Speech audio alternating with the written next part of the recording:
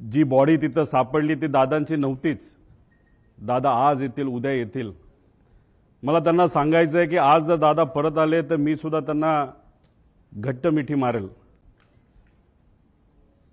पण ॲक्सिडेंट झाल्यानंतर 6 दिवस दररोज जेव्हा मी उठत होतो तेव्हा मला असं वाटत होतं काहीतरी घाणेरडं स्वप्न मी तिथं बघितलेलं आहे की दादांचा ॲक्सिडेंट झाला आणि ते फक्त स्वप्नच होतं आणि खऱ्या अर्थाने ही गोष्ट घडली नाही असं कुठेतरी मला तिथं वाटत होतं.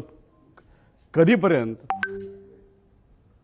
जेव्हा दादांचा एक स्वेटर तो सुद्धा जळलेला, त्यांची चप्पल, त्यांचं घड्याळ जे दररोज ते घालायचे आणि ते घड्याळ दादा कधी पण त्यांचा जो वेळ असतो ते 15 मिनिटं पुढे ठेवायचे. 9 वाजलं त्या घड्याळात वाजले होते आणि ते जळलेलं घड्याळ बंद पडलेलं तिथं मी बघितलं.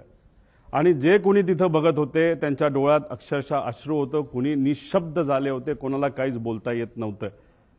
त्यामुळे मला सर्व लोकांना एवढंच सांगायचं आहे की जी घटना झाली नाही, जे दादांना झालं नाही आपल्या सर्वांना वाटतं तसं नसून ही घटना झाली आहे.